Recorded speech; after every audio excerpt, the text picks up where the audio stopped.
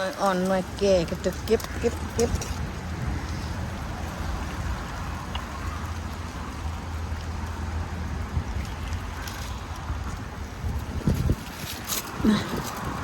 วันนี้พ้นตกเลยพี่น้องเนี่ยพ้นเด่นแย่ลงออกมาผู้เดียวเนี่ยผัวบ่ได้ออกมา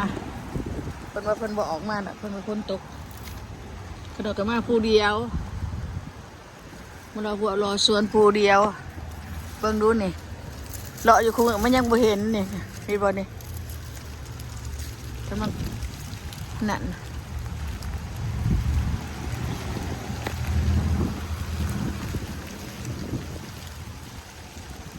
ฝนตกดินแยะ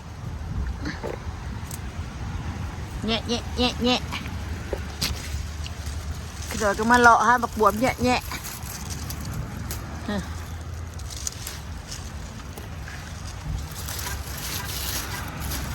มันแก่หลายพี่น้องคนนั้นเด้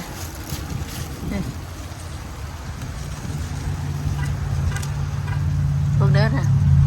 บ่ได้เห็นได้นี่ก็หน่วยหนึ่งนี่ก็หาเอาละนี่ตัวบักบุกแก่เต็มที่เต็มแลนเป็นอีสังอันนี้นะ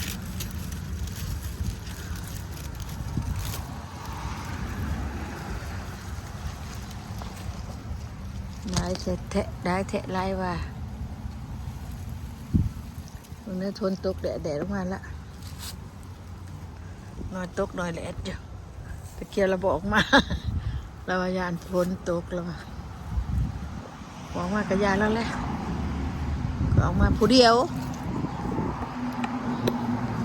ดูพี่น้องช่องหน่วยกี่พันกันนะว่า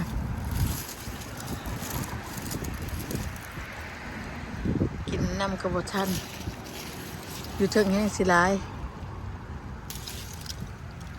อย่าจูจับฉาบอยู่แน่มันแก่นะตู้นี่ตัวไหนสิมาเอาอันเคยเข้าห่อมันแก่แล้วก็ตู้รูปฉาบอยู่มันคือตัวบวบแก่อยู่ทั่วกรุงแนวผลลอยเฉาะอยู่นี่เป็น30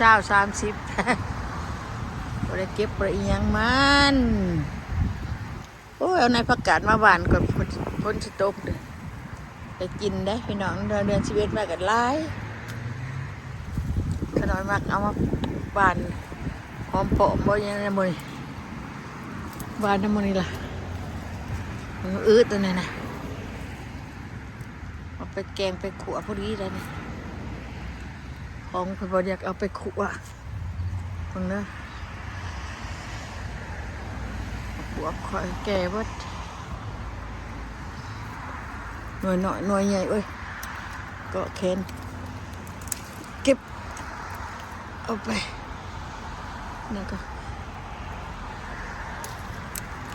น่ะ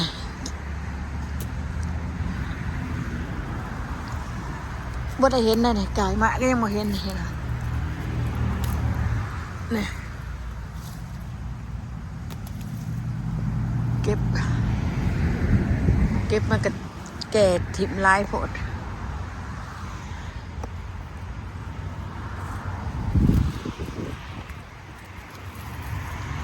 มาหากันลายๆให้ออกดูตุ่นตัวหาเกี่ยวแล้วก็บ่อยากเลยในดาวบ่อยากเลยได้หาได้ดูนะเศร้าอยากเลยเก็บไปก็บ่ได้เก็บละกันบ่อยากแล้วก็บ่เก็บ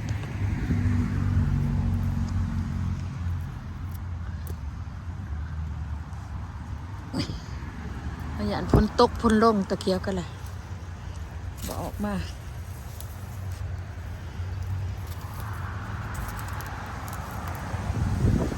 ข่อยมัน2-3 หน่วยเลยบ่ได้เก็บ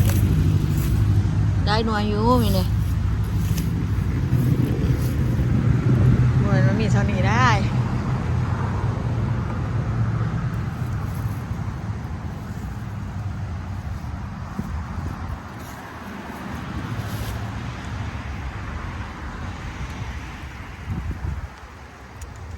จะได้เสียอะไรหน่วยโอ้บ่ไหลเลยเนาะชูโคตร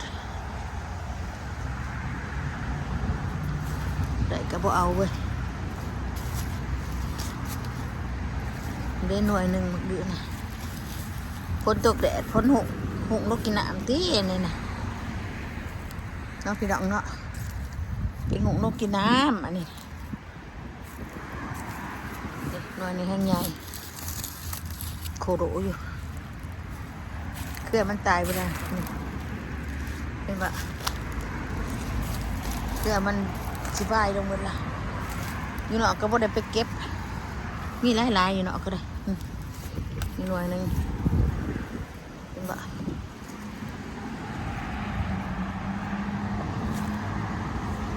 นี่ดอกเป็นดอกกระไรดูประกฏก่อนวิชาด้านนี้3-4 หน่วยอยู่เนาะมันนี่บ่หน่วยนี้มันตกลงนี่ว่ะเห็นบ่พี่น้องตกลงจากหัวหน่วยนั้นกันดิยังเป็น10-20 หน่วยพุ่นได้มันอึคนนะมันไม่มีหน่อยเลยเด้อเก็บเข้าไปเลยก็20 กว่าหน่วยนะเพิ่งบวบมาอยู่เชิงกองจันพันนี่พอหอยตรงลังแล้วก็แก้ค่าเครืออยู่หั่นละเบี้ยมันนะพี่น้องบ่แม่นนั่นเพราะว่ามันนั่นแก่แล้วบ่ได้เก็บมันก็เลยเป็นแบบนี้แหละกระตกลงกับเบี้ยมันก็สิได้กับป้าไปกับเกิดอีกโอ้บักแตงได้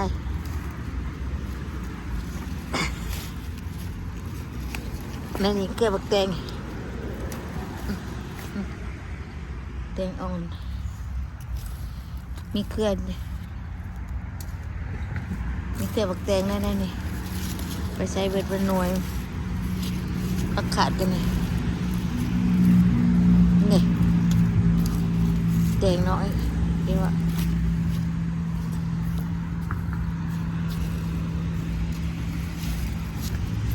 เดี๋ยวน้ำหัวน้ำชวนมาตรการนะคะงอมแงมสิแล้วพี่น้องกลัวฝนบอกออกมาเนาะฝนมันหนาวยังแดดเลยดินี่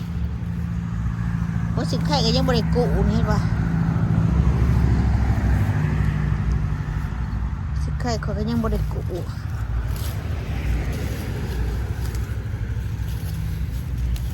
นี่แหละบักอื้ออยู่นี่ก็ยังบริเห็นได้ค่ะพี่น้องหน่วยหนึ่งอันนี้ก็หน่วยหน่อยนึงก็เก็บไปขัวได้นี่เลยขัวใส่เนื้อใส่ยังก็ได้ใส่ไก่ใส่หมูใส่พอเพิ่นมาตัดต้นแอปเปิลดีกว่าแถวรุมถ้าสร้างออกไปตัดออกถึงกระตาไปเพิ่นน่ะ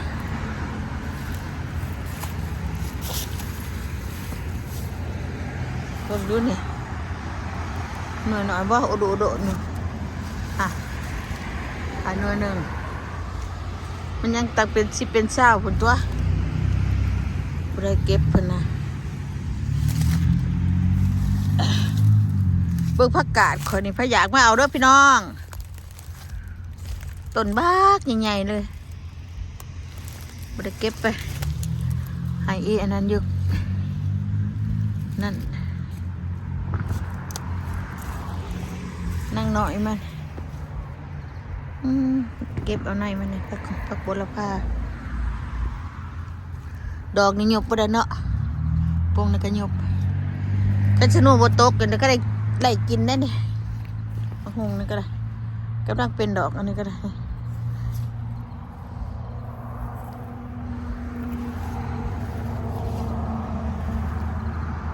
ก็กัดหรอกปีหน้าก็ร้ายกว่าเก่าอีกนะ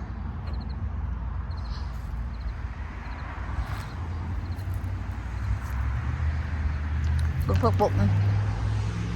ไปกับบ่มาเอาไปกินผักบกหลายพี่น้องมักกระดมกับบ่มีหมากมีแต่ต้น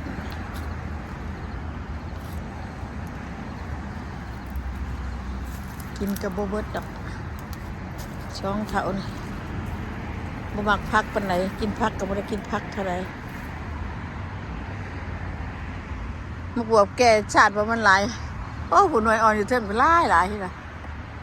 หน่วยอ่อนเห็นว่าพี่น้องเทิงแก่เทิงนอนเต็มอยู่พอ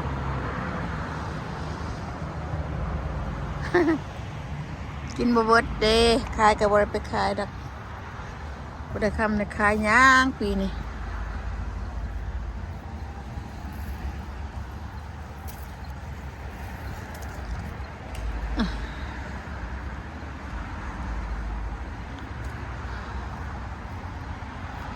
แก่หลายเดือนนะเนี่ยเอาบ่ได้นั่นนี่ก็ได้ปุ่นน่ะสักถึงได้หลายบวบอ่อนคอยสักถึงได้หลายมึงรู้ป่ะยามนี้ยามมาดูมันเป็นเด้ของบวบก็ได้กระไรดีเนี่ยปากิตูเดี๋ยวเบียมันเนี่ยก็ได้เก็บกินอยู่ได้นี่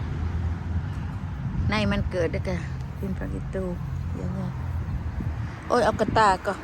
ฟังดูประกาศกันมันได้ต้นหนึ่งนะป้าติดตูตากแทะตากว่าบ้านน่ะเหยียบทีมน้ำมันก็ได้ย่างเท่านั้นเอากระตากก่อนพี่น้องเสียงรถเสียงดังเอื้ออยู่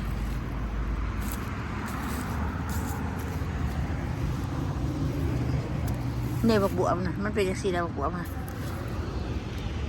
บวบหน่อยเก็บปลาอยู่เทิงเก็บได้รวมซื่อๆแนมไปได้พอติดต่อใหม่ได้แสะได้ว่าเห็นป่ะพี่น้อง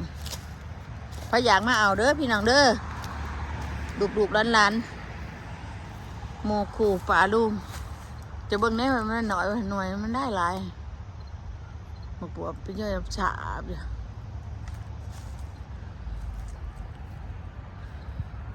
ได้แสะได้ว่าขึ้นไปถึงแห่งใด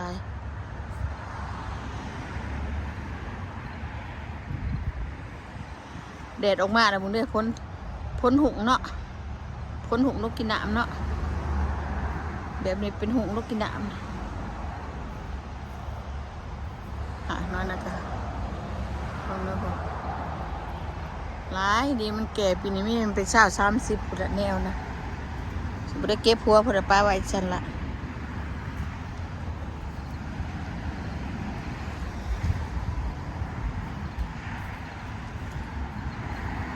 ปิดกับพ่อจะเก็บ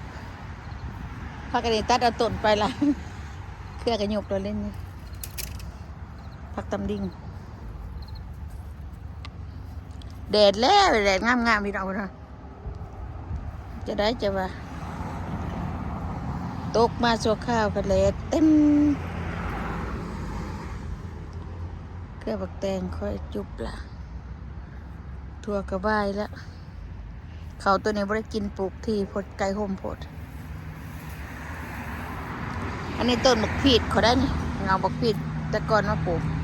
ตอนมาอยู่เพื่อนใหม่ๆนะมันหลบมันหนึ่งเลยก็ได้ตัดทิ้งยังต้นนั่นอยู่หนอกอีกค่ะหมากลายพดแล้วก็หลบก็ถือกระโคม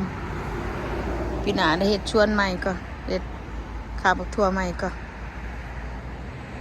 ว่านั่นดอกเพราะจะได้แนมบักแข่งโคมเมาด้วยพี่น้องเด้ได้หลายเต็มเลยชุบหมดละบางแนมไปใส่บักบวบคอยเล็กตอใหม่เงาใหม่คอยกกใหม่เต็มอยู่จักหน่อยแก่จักหน่อยอ่อนช้าละผัดปลูกก็ไม่ได้ร้ายดอกช่องซ้ำในแต่เบี้ยมันได้โดนลงมันเกิดขึ้นเสร็จแล้วบอกเก็บแล้วก็เบี้ยเกิดแล้วก็ล่ามขึ้นอีกพี่น้องกินช่องปากพวกเมียเนี่ยบ่เบิดหรอกคล้ายกับบริคล้ายหรอกแขนคม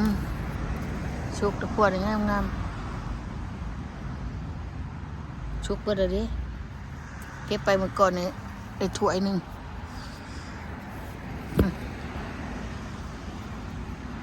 แข่งได้น้ำได้พี่น้องเลย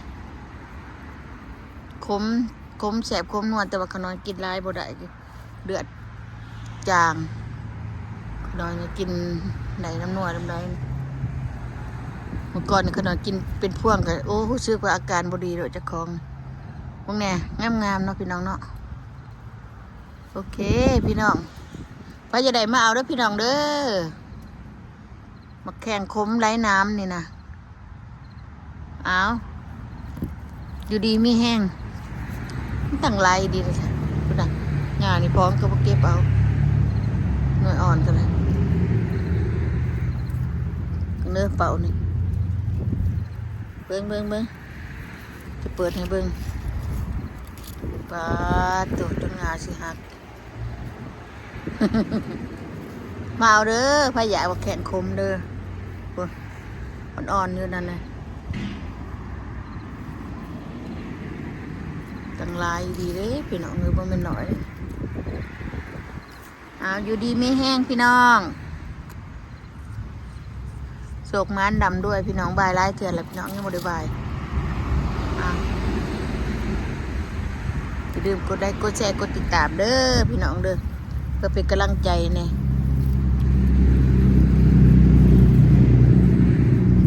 โอเคบายพี่น้อง